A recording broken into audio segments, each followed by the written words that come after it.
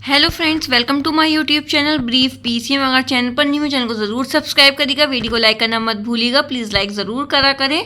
Question number आज हम चलते हैं क्वेश्चन नंबर 6 की तरफ। एक्सरसाइज है आपकी 5.2। ठीक है, 5th क्वेश्चन तक मैंने आपको कल करा दिया था। आज हम स्टार्ट करेंगे क्वेश्चन नंबर 6। क्वेश्चन नंबर 6 कह रहा है कि check whether -50 is a term of the AP 11852। ये AP की हमें सीक्वेंस दे रखा है, तो हमें ये बताना है, ये चेक करना है कि 150 जो है वो AP की टर्म है या नहीं। ठीक है, तो हम इसको नोटबुक में सॉल्व करते हैं। सबसे पहले हमें क्या करना है, ये हमारी AP का जो सीक्वेंस दे रखा है, सबसे पहले हम इसमें क्या बताएंगे कि फर्स्ट टर्म क्या है। A हमारा क्या है 11। यहाँ पर हम D निकालेंगे। D कैसे निकालेंगे, A2 माइनस A1। A2 क्या है हमारा 8 माइनस A1 क्या है 11। इसको माइनस करेंगे तो आ जाएगा माइनस का 3। ठीक है, और हमें क्या दे रखा है, AN क्या दे रखा है -150। इसको हम AN मान लेंगे। फिर हम फॉर्मूला लगाएंगे कि AN is equal to A plus N minus 1D। AN कितना है, गिवन है हमें माइनस का 150। A हमारे पास 11 है, प्लस N हमें नहीं पता -1, और डिफरेंस क्या है -3। इसको आप सॉल्व कर लो। -150 is equal to 11 minus plus -3n, फिर माइनस माइनस प्लस 3 1 जा 3। ये -150 11 है, इधर प्लस का है, इधर चला जाएगा तो माइनस का 11, ये प्लस का 3 है तो माइनस का 3 इज इक्वल टू माइनस का 3n। ऐसे ही रहेगा। इसको आप सॉल्व कर लो। -150 माइनस माइनस प्लस साइन रहेगा माइनस का 14।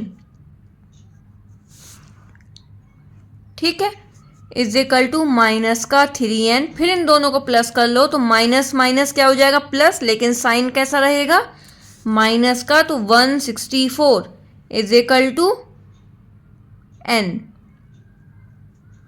ठीक है, जो -3 है ये क्या हो जाएगा, नीचे आ जाएगा -3। माइनस से minus cancel.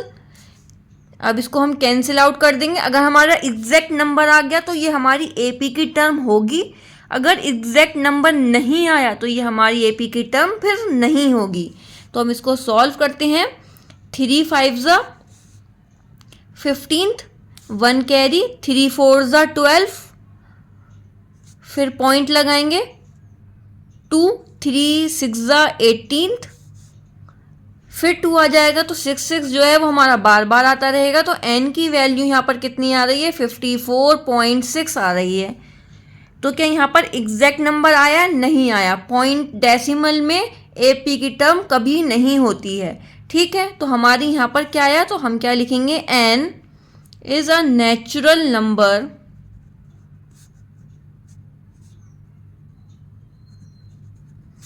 therefore -150 is not a term of AP।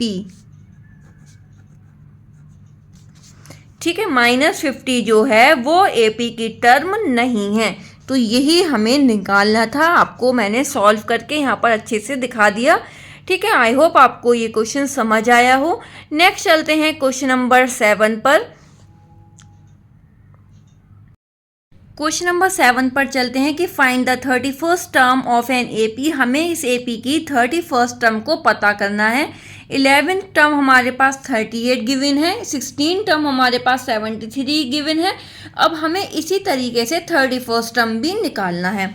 तो हम सबसे पहले हम क्या करेंगे, हमें क्या क्या गिवन है कि हमें 11th टर्म गिवन है, मतलब हमें 11th क्या गिवन है 38 गिवन है।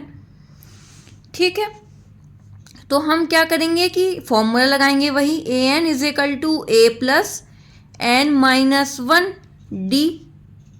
N इसमें क्या है 11 टर्म, तो 11 is equal to A plus N कितना हो गया 11 माइनस 1 और D।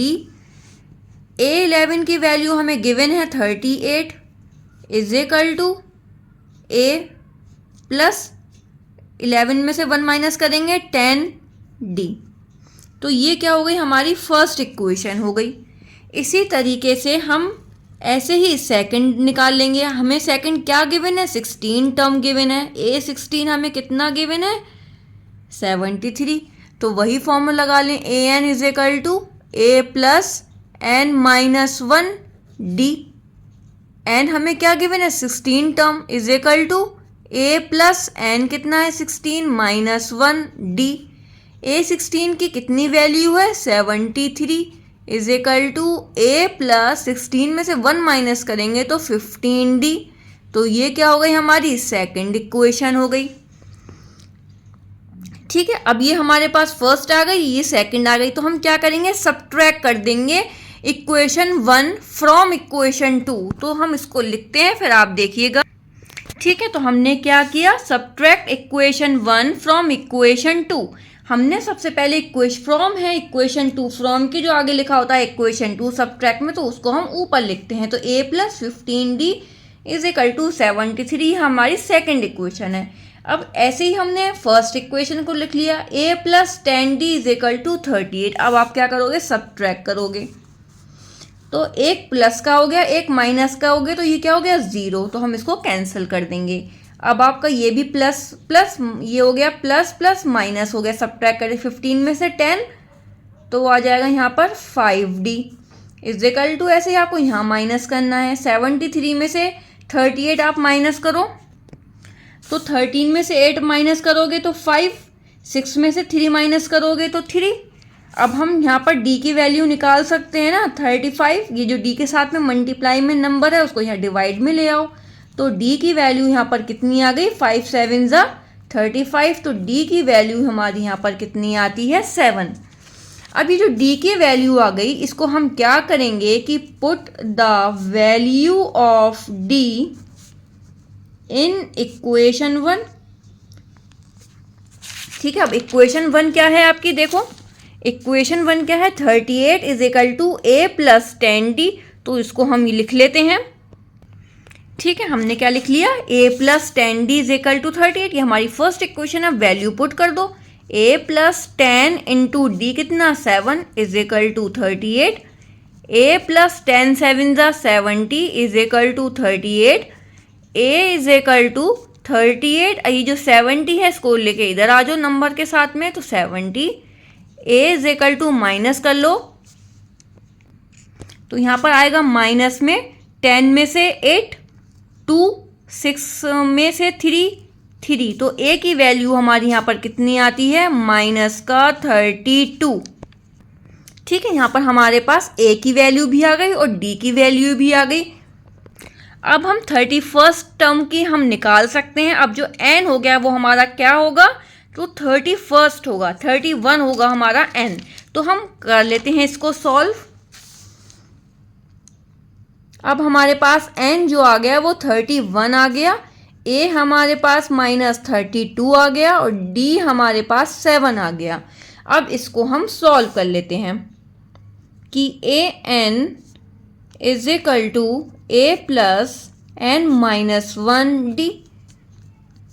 A इसमें N कितना है 31st, A कितना है माइनस का 32, प्लस N कितना हो गया 31st माइनस 1, D कितना है 7। माइनस 32 प्लस 31 और 1 को माइनस करोगे तो 30 और मल्टीप्लाई में 7, इन दोनों की मल्टीप्लाई कर लो, माइनस 32 प्लस 7 से 0, 7 3 ज़ा 21। अब आप इसको 210 में से 32 को आप माइनस करोगे तो कितना आएगा, 210 में से 32 को आप माइनस कर लो, 10 में से 2 8, ये हो गया 0, 10 में से 3 7 1, 178 हमारी 31st टर्म की वैल्यू कितनी आ गई, 178 आ गई। तो यहाँ पर हम लिख देंगे 31 इज इक्वल टू 178। ऐसे भी लिख सकते हैं कि 31st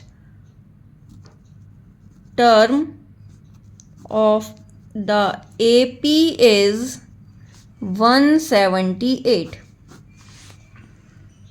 ठीक है, ऐसे भी आप लिख सकते हो। Therefore 31st term of the AP is 178 हमारा आ गया आंसर। आई होप आपको ये क्वेश्चन समझ आया हो। थोड़ा सा लेंदी लगा लेकिन ईजी है, अगर आप इसको प्रैक्टिस करोगे तो आपको ये क्वेश्चन समझ में आ जाएंगे। ठीक है, अगर आपको समझ आया क्वेश्चन तो प्लीज़ लाइक ज़रूर करिएगा। कोई भी क्वेरी हो, समझ नहीं आया तो दोबारा आप लोग कमेंट में बता देना, मैं इसको अच्छे से और एक्सप्लेन कर दूंगी।